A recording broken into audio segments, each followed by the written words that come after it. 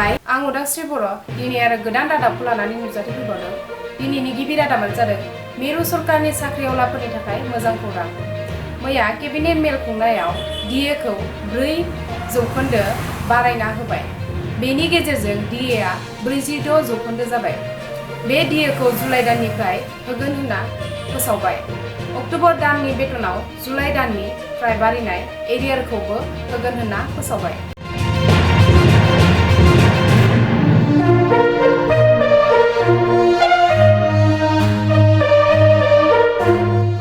Congress leader Rahul गान्धीआ आरबपति आदानिखौ थोंजों बुंदों दि नोंसोरनिफ्राय मोब्लिबनि बेसेनखौ बारा लाना 12,000 करोड़ रां थुब्रायना सुबुंफोरखौ राहा गैयै खालामदों। बेनि दायनिगिरिया गिबि मन्त्रि नरेंद्र मोदी होनना बुंदों। बटन दबा रहे हो, जैसे ही आप बटन दबाते हो, ये जैसे मैंने अभी ये स्विच दबाया, वैसे अदानी जी के जेब में पैसा जाता है। हिंदुस्तान में बिल्कुल ब्लैंक चेक दिया हुआ है अदानी जी। आसाम सरकारा दा 3 बोसोर जानाय 6,953 दुर्गा फुजा आफादनो 10,000 रोजायै रां मोनफ्रोमबो रानना होगोन।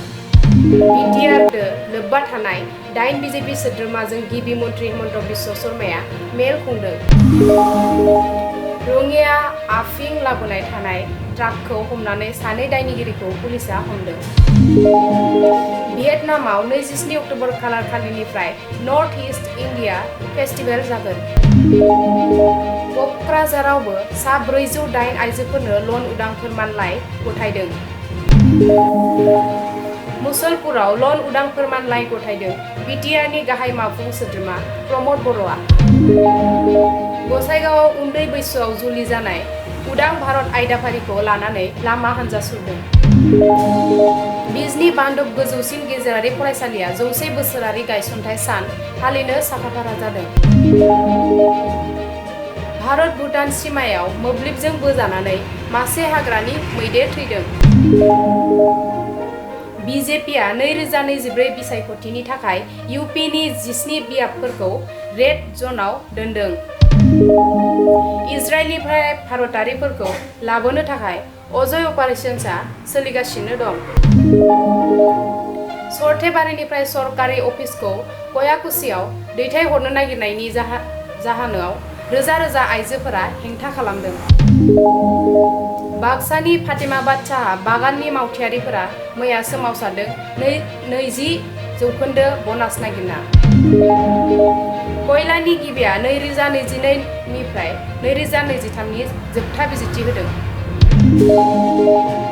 डाक्टर जितेन्द्र सिंहआ फोरमायदों 2 हप्तानि गेजेराव स्क्रेप निपटानजों 111 करोड़ रां थुब्रायनो हादों। राष्ट्रनाङैनो आंनि हा आंनि हादोर जायफोरा बे हादोरनि थाखाय जिउ नागारदों बिसोरनि मुंखौ बावहरनाय जादों। दिनैनि भिडिअ'आ एसेनोसै। गोजोन्थों।